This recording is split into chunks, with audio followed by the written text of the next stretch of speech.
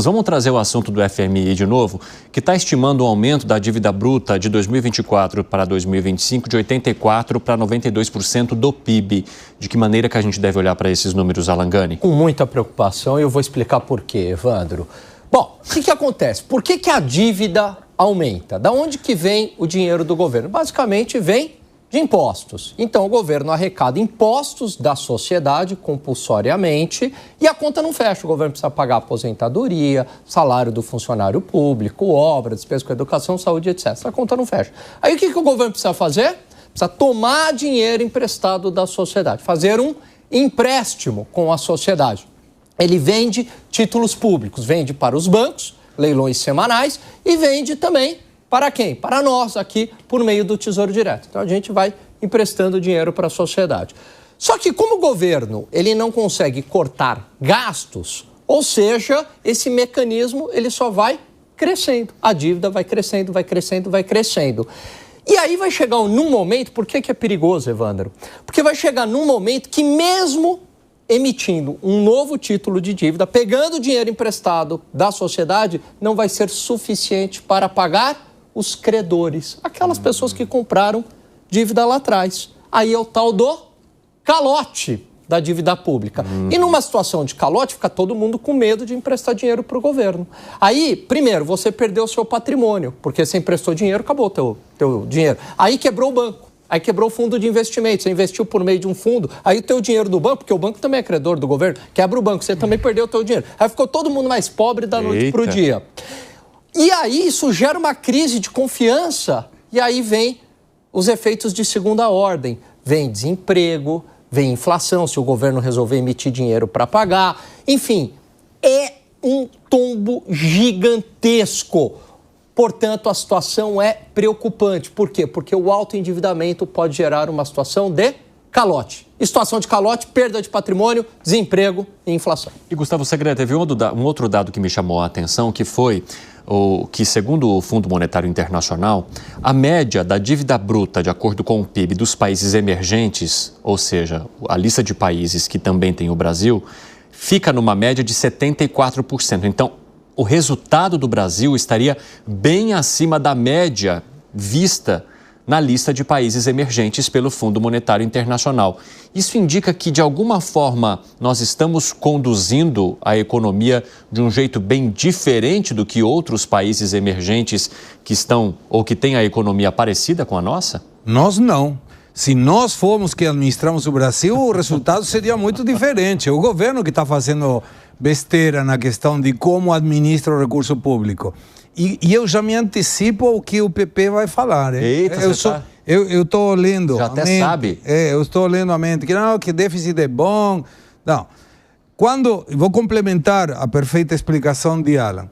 Quando o governo arrecada, ele tem com essa arrecadação que pagar as suas despesas para funcionar. A lógica indica que deveria sobrar dinheiro para pagar pelo menos os juros da dívida. Se sobrar dinheiro no que ele arrecada versus o que ele gasta, isso se denomina superávit primário ou fiscal. Se ele conseguir com esse resultado superavitário que o governo do Lula não tem, pagar os juros da dívida, aí estaria num superávit financeiro ou nominal. O que o governo também, obviamente, não tem.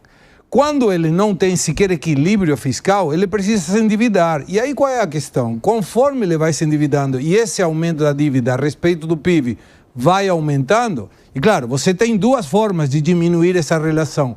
Ou aumenta o PIB por cima da relação de aumento da dívida, ou diminui a dívida com o PIB que não precisa ser aumentado.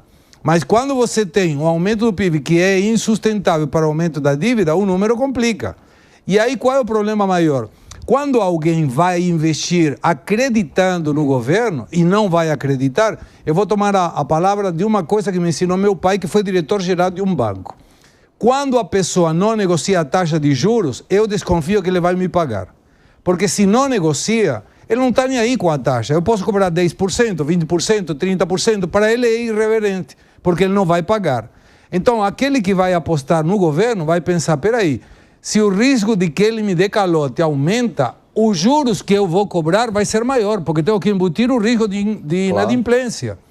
E devemos lembrar também que o histórico do Brasil da mesma forma que da Argentina, pior da Argentina ainda, somos caloteiros. Porque não é a primeira vez que o Brasil eventualmente daria calote. Já demos. Se não lembro mal, foram 4 vezes que o Brasil tem calote na dívida.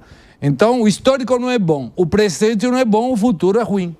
Felipe Monteiro, vamos lá. Ai, sim, sempre onde começar. Eu sei que tudo que foi falado aqui, tudo perfumaria. Tudo perfumaria. Por quê? O indicador dívida sobre PIB não significa absolutamente nada. Todos os países desenvolvidos do mundo têm esse indicador alto. Japão 211%. Mas desenvolvido, Itália, 135%. Estados Unidos, 111%. Primeiro, a guinada é recente. Estados Unidos, 111%. Primeiro, a guinada é recente. Inglaterra, até a guinada 96%. americana é recente. Quem tem a proporção dívida e PIB baixa, sabe quem é? Os emergentes. Haiti, 20%. Não, ninguém Gana, empresta. 60%. Ninguém empresta. Etiópia, 50%. Aí eu pergunto para vocês preferem ter a proporção dívida PIB da Etiópia, que é baixa, do Haiti, que é baixa, ou alta como para os países desenvolvidos? Mas não claro somos desenvolvidos. PP, historicamente, se você pegar esses países... acabar de falar. Vai um de cada vez, gente. Desculpa. Então, o que você prefere? Ter a proporção dívida e PIB da Etiópia, do Haiti, ou da Itália, da França, da Inglaterra, dos Estados Unidos? Claro que é dos países desenvolvidos. Então, se você quiser ter a educação da França, tem que investir em educação como a França. Se você quiser ter a infraestrutura dos Estados Unidos, tem que investir em infraestrutura com os Estados Unidos. Se você quiser a saúde da Inglaterra, tem que ter investimento em saúde como a Inglaterra. Com isso, você faz a população crescer. Quando a população crescer, a economia se desenvolver, o que acontece? O PIB aumenta. O PIB aumentando, o que acontece? A proporção dívida-PIB abaixa. Isso é lógico, isso é óbvio. Então, desculpa, meus amigos, esse indicador não serve para absolutamente nada, coisíssima nenhuma. Então avisa o FED do mundo inteiro, né? Avisa o FED, os bancos centrais do mundo inteiro, não serve para nada. Não serve para nada. Sei que tá certo, os presidentes dos bancos centrais, o FED, o PHD, o mundo afora, tá todo mundo errado. Tá todo mundo olhando o indicador errado. Fala, Zé. Não, dívida PIB é importante. É o seguinte, o Felipe está parcialmente certo quando ele diz que os países desenvolvidos têm dívidas, e dívidas altas, como os Estados Unidos. Mas é só olhar o PIB dos Estados Unidos para ver que a dívida PIB lá é mais baixa e eles têm condições de pagar. O perigo que está denunciado aqui é o seguinte, nós sabemos que vai chegar ao que o Alan falou, um momento em que não dá para pagar. A aposta é quando isso vai acontecer. Esta é a aposta. Quando a gente vê bancos alavancados, tomando empréstimos altíssimos e com juros altos, todo mundo sabe que o banco está quebrando. Mas muita gente aposta, porque eu vou colocar o dinheiro, ganhar juros e tirar antes. Aquele que cochilou e não tirou antes, quebrou, perdeu. Então, é o que está acontecendo no Brasil. O FMI erra muito, né? E nós não dependemos do FMI mais. Eu me lembro da Ana Maria Júlia, né, que chegava com aquela pastinha e tal. A dívida externa nossa não existe mais. A nossa dívida interna que extrapolou. 2027 está aí a projeção do orçamento colapsado. E vai atingir. E outra coisa grave, o Brasil se endivida e se endividou para fazer gasto ruim, pagar despesa fixa e não fazer investimento em infraestrutura, o que significaria isso que o Felipe falou, de progresso para o país. Se tivesse feito estradas, infraestrutura, tudo bem, mas está tomando empréstimo para pagar a folha, para pagar a previdência. Fala, Segre. Vou dar um exemplo. Se alguém se endividasse para pagar menos conta de luz, comprando e investindo energia solar, tá certo, porque a poupança que vai fazer pela energia solar compensa o valor do pagamento da taxa de juros e depois que pagou o equipamento sobra dinheiro e conseguiu pagar menos de energia de luz. Concordo com o PP na questão de que se queremos ter uma educação da França, temos que investir na França. Mas aqui não estamos fazendo isso. A gente não está se endividando para melhorar a saúde, para melhorar a economia, para melhorar nada. Estamos nos endividando para pagar salário de incompetente.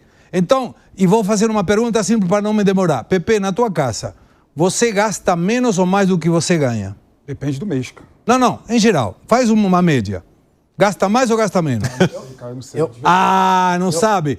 Se você dizer que gasta menos, você está propondo para o país fazer uma coisa que você não faz na tua casa. Mas eu sou responsável. Eu preciso fazer uma correção no que o PP falou. Ele coloca que o sucesso do desenvolvimento econômico desse país se deve ao alto endividamento. Está errado. Porque esses países já eram desenvolvidos. Se você pegar graficamente, pegar os dados, a guinada na dívida PIB se dá recentemente, inclusive dos Estados Unidos, a partir da década de 80, especificamente no Obama, do Obama para cá, a dívida é explosiva. Ou seja, é uma falácia você acreditar que ao alto endividamento que levou ao desenvolvimento econômico. Não, senhor PP.